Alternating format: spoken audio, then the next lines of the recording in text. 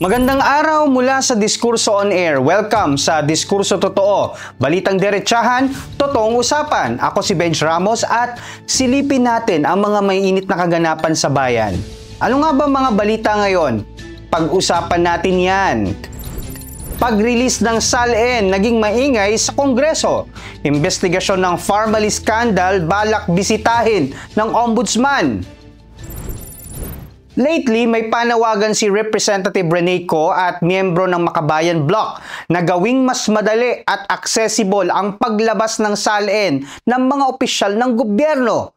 Simple lang naman yung punto nila. Kung wala kang tinatago, bakit ayaw mong ipakita? Habang sila bukas sa public scrutiny, yung iba parang takot na magkaalaman. May mga guidelines raw na kailangan sundin at may review raw na kailangan pang hintayin bago payagang i-release. Ang tanong ngayon, transparency ba talaga yung gusto nila o para-paraan para makaiwas at makadelay? Ironically, yung mga dapat ehemplo ng simple living, sila pa yung hirap na hirap ipakita kung gaano nga ba kasimple yung buhay nila. Ayon sa Section 4H ng batas, malinaw doon na nakasaad na bawal magpakasasa sa yaman at dapat naaayon sa posisyon at sweldo mo yung pamumuhay mo habang nakaupo ka sa pwesto. Pero kung titignan mo yung lifestyle ng ilan, parang hindi naman pang public servants. Kaya ang SALN, hindi lang yan piraso ng papel. Yan ay resibo natin. Resibo ng tiwala ng publiko. Diyan natin makikita kung saan napupunta yung pera ng bayan at kung sino yung yumayaman habang merong mga naghihirap. Pero kung yung paglabas ng mga dokumentong yan laging may palusot o sobrang tagal ng proseso, paano mo masasabing bukas talaga sila sa taong bayan, no? Yung gobyerno. Kaya yung paglalantad ng SALN na yan, hindi lang yan simple transparency. Yan isang klase ng accountability na matagal nang kulang sa gobyerno natin. Hindi mo naman kailangan idaan pa sa red tape kung wala ka talagang tinatago. Hindi pa tapos itong flood control issues, inuungkat na naman ngayon itong Pharmaly Scandal. Sa bagong brief ni Ombudsman Remulla, isa itong parang trip down the memory lane na ganap sa lumang kaso at kasama na rito yung dating staff ni Senator Gordon para hukayin yung mga dokumento. Ang mga lumang files, pleadings at testimonies, lahat kailangan i-review bago pa man magsimula ulit yung preliminary investigation. Sabi pa ng ombudsman, kailangan munang hanapin yung mga witness, no? Bago sumabak sa fact-finding. So technically, hanggang November pa abutin itong hakbang ng investigation. At habang nangyayari ito, hindi mo maiwasang mapaisip, bakit biglang kailangan buhayin yung nakaraan? Habang meron pa tayong mainit na isyong kinakaharap ngayon, itong flood control projects. Parang may misprioritization naman yata. Bakit ayaw naman yatang unahin muna yun? Diyos ko, anong petsa na at wala pa ring usad yung kaso?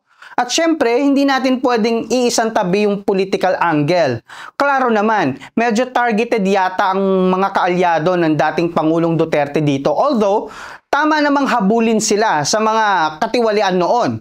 Pero ang weird naman na tinatimingan na sinasabay ito sa kasulukuyang flood control scandal.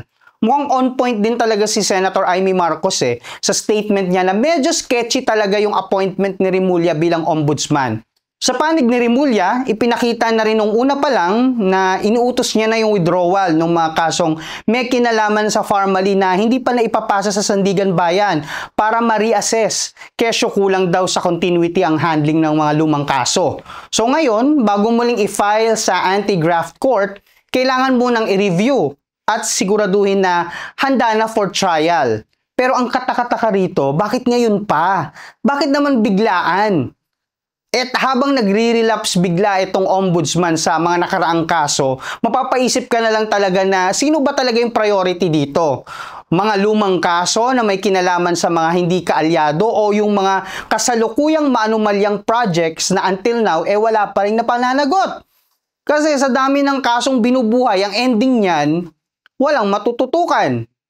Sabi ng mga kritiko, parang diversion daw yung mga nangyayari. Kahit naman kasi may sangkot din kaalyado yung mga Duterte sa flood control, meron din namang mga sangkot na kaalyado naman ng Administrasyong Marcos. Kaya dapat lang na walang kinikilingan yung investigasyon. At sobrang funny lang ng gobyerno natin ngayon. Alam mo ng G na G yung mga tao sa kaliwat ka ng issue ng korupsyon. Aba, ayaw pa rin magpakita ng salin.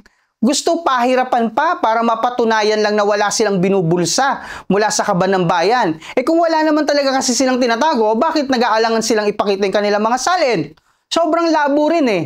Tapos habang inaatupag nila yung Farmally case out of nowhere, yung mga dinidinig na kaso ngayon sa flood control, ayun, may chance tuloy na mawalan pa to ng ingay. Para bang inuunan nila talaga yung girian sa pagitan ng kanilang mga existing factions kesa sa panagutin talaga yung mga sangkot sa pandarambong. Grabe, habang nag-aantay tayo ng update, ang sambayanan, inuna pa talaga nila yung kanilang turuan at girian. Ang hirap talaga kapag hindi ka priority eh. Kaya mapapatanong ka na lang talaga, sino ba talagang pinaglilingkuran ng mga yan? So much sa mandato nilang public service eh. Mga sarili lang naman talaga nila mga inaatupag nila. Always self-interest and always self-serving. Panay-review nga kuno ng mga ebidensya pero wala pa rin namang sense of accountability sa part ng mga sangkot. Kung uusad naman yung kaso, nababangga naman ng palusot at mga bagong delay.